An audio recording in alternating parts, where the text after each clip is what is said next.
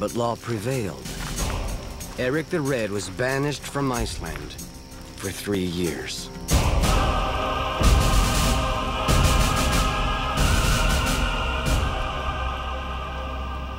Eric, my father, made the best out of his exile.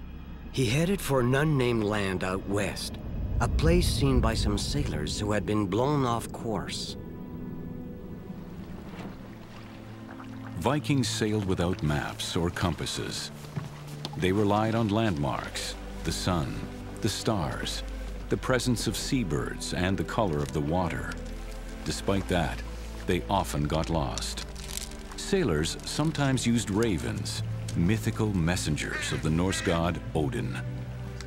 Within 200 miles of land, a raven released into the sky would head towards it.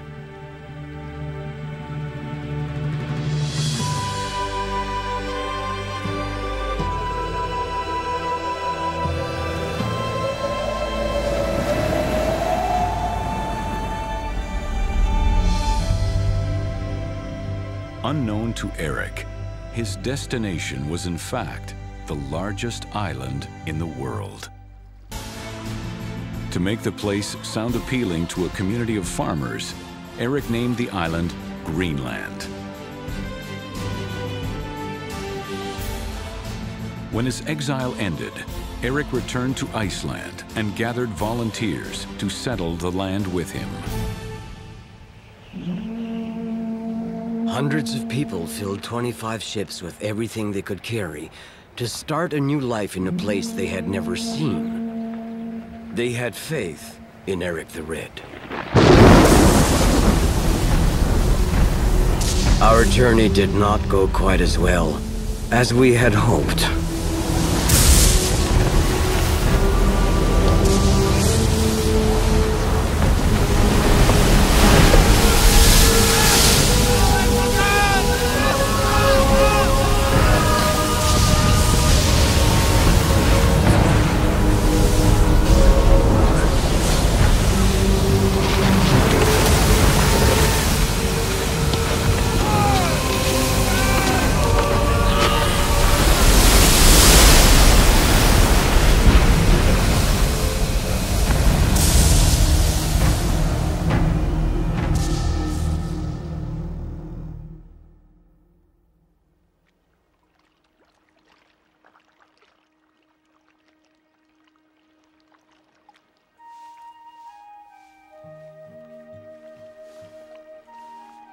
Only 14 of our ships reached the coast of Greenland. 11 either turned back or were lost. We did not turn back. My father would not give up the infinite promise of this new land.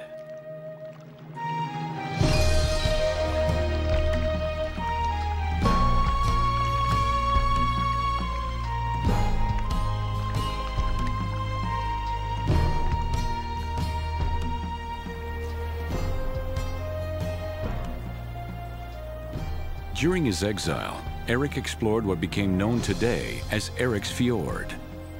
There, he had found some of the most fertile land in Greenland.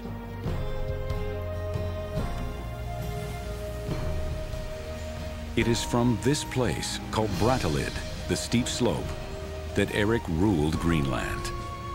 Under his leadership, the westernmost Viking settlement became a thriving colony. At the same time, Vikings everywhere were becoming Christians. Eric's wife, Chodild, had a chapel built on their farm and raised her children in the new faith. But Eric remained faithful to the Norse gods.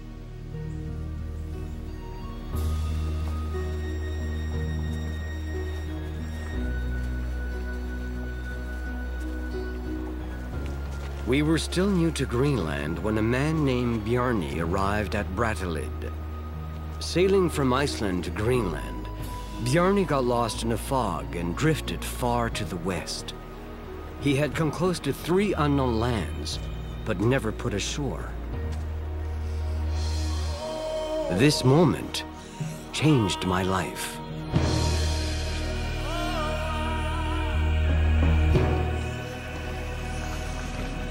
It took 15 years for my time to come. I had earned the respect of my peers, and I had the temperament to lead. Yet I still had to make a name for myself, a name to surpass even that of Eric the Red.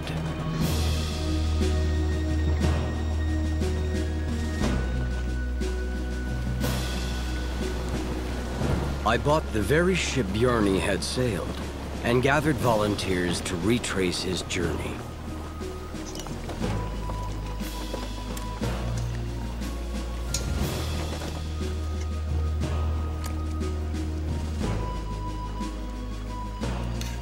I had dreamed of these new lands since childhood. I could only hope it would be worth the trip.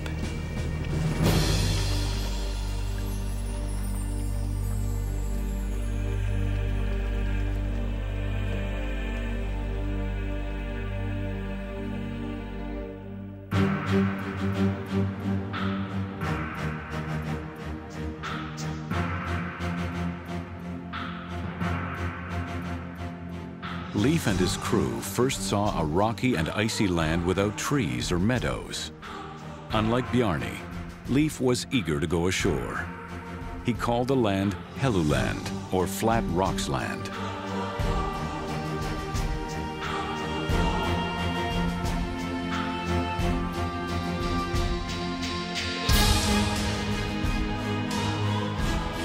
They next found a land of vast forests touching the sea.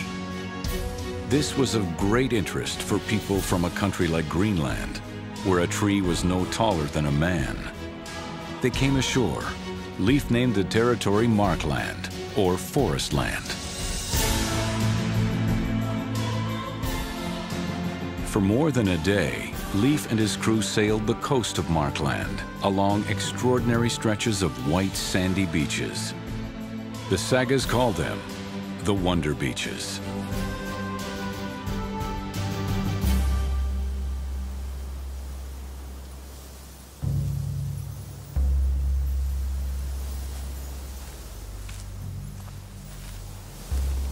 We reached yet another land. Coming ashore, we saw dew on the grass, collected it in our hands, and drank it.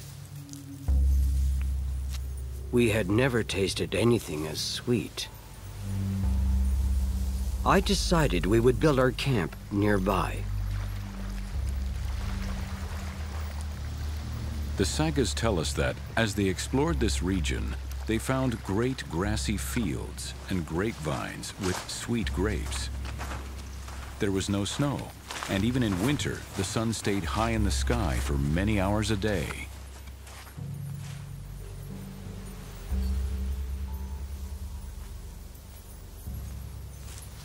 Leif named this new land Vinland. But centuries later, scholars wondered, was there really a Helluland, a Markland, and especially a Vinland?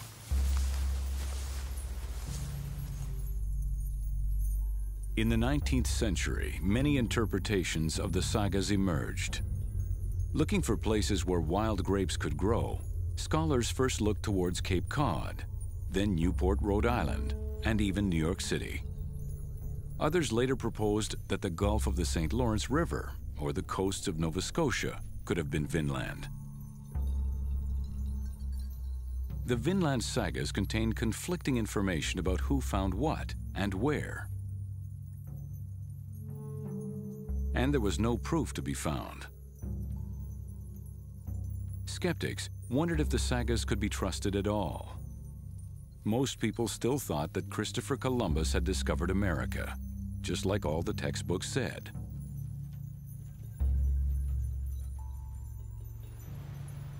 One Norwegian couple, explorer Helge Ingstad and archaeologist Anne Steen Ingstad, set out to resolve the Vinland mystery. In 1953, Helge Ingstad first sailed to Eric the Red's Brattahlid, where he started thinking that Vinland might be further north than previously thought. His impressions were reinforced by the Skalholt map.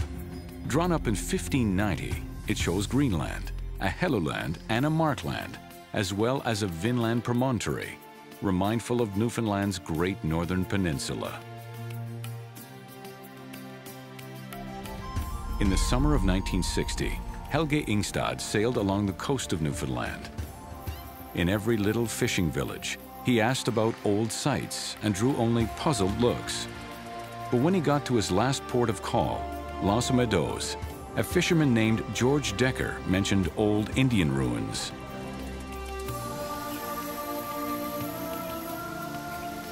As he saw the traces in the ground, Ingstad was instantly reminded of the Norse sites he had seen in Greenland.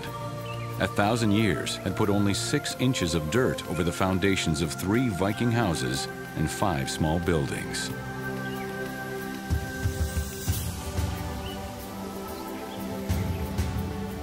Anne-Stine Ingstad led 7 years of archaeological digs at Los Meadows. She found indisputable evidence that this was a Viking settlement. Carbon testing dated the site to the year 1000, the time when Leif Erikson was said to have traveled to Vinland. The sagas had it right. Leif's itinerary became clear. Baffin Island was Helluland and Labrador Markland. There, Leif Erikson had set foot in America nearly 500 years before Columbus. Using Los Meadows as a gateway, the Vikings would sail across the Gulf of St. Lawrence into a vast region called Vinland. I had high hopes for Vinland and the promise it held as a new Viking settlement. I spent a year exploring and gathering supplies before returning to Greenland. But there, within a few years, my father, Eric the Red, died, and I became chieftain. I never returned to Vinland. Still more expeditions follow, including one led by Leif's brother, Thorvald.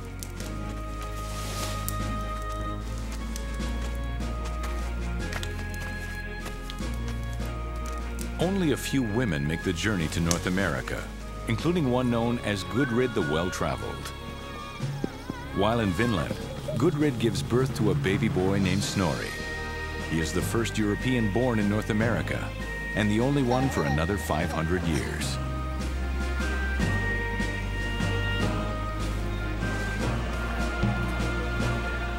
Over the course of a decade or so, relatives of Leif's family come to Los Meadows several times.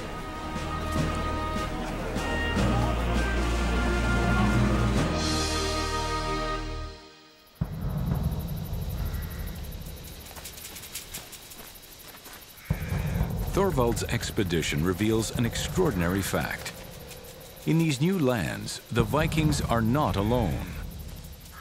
And for humankind, this encounter has an exceptional meaning. Since the dawn of humanity, our human ancestors had been migrating around the Earth. They crossed Europe and Asia, entered the Americas, and traveled as far as they could.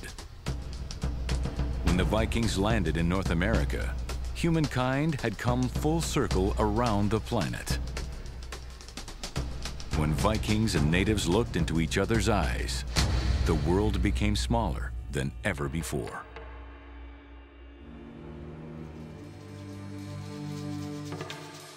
Relations between Vikings and natives eventually turned into conflict.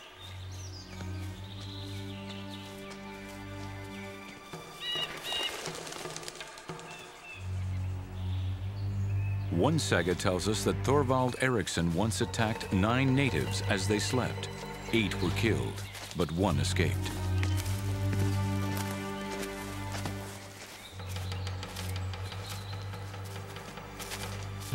The natives struck back.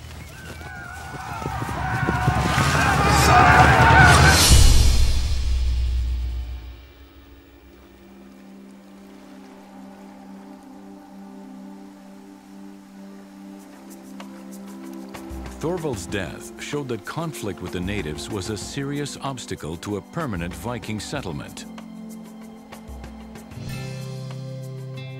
Oscar Wilde said that the Vikings discovered America, but had the good sense to lose it again.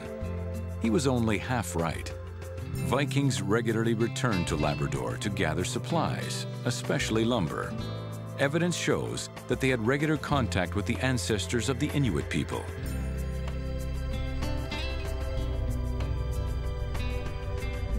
Meanwhile, the Viking homelands were now ruled by Christian kings, much like other European countries.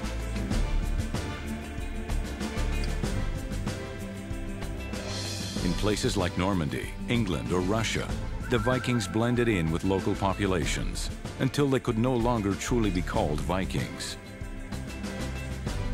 Ironically, it was a Viking descendant who put an end to the Viking Age in Europe.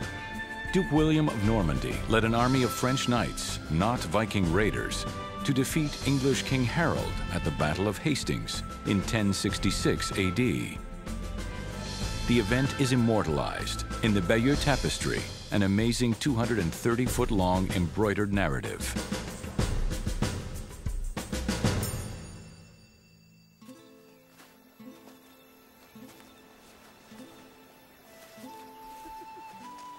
Viking Greenland lived on for nearly 5 centuries after the Vinland voyages. Greenlanders traded precious goods like walrus ivory and falcons. But farming slowly declined as the climate turned colder. Adapting might have meant living more like the Inuit, but the Greenlanders insisted on living like Europeans.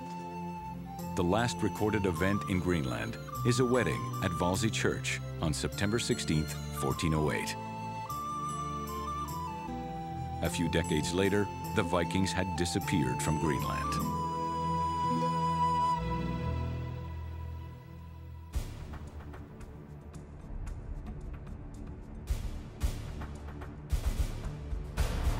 In places like Iceland, Viking settlements withstood the test of time.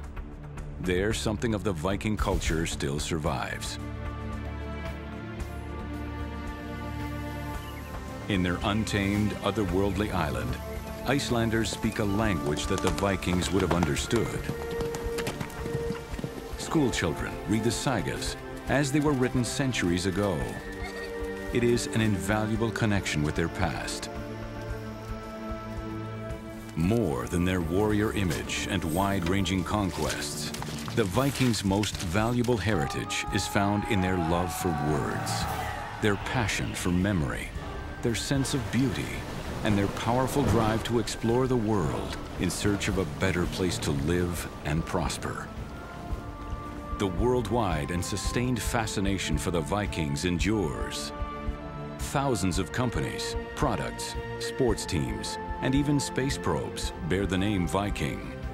It is a badge of honor, a symbol of conquest and exploration. The best of the Viking spirit sails on.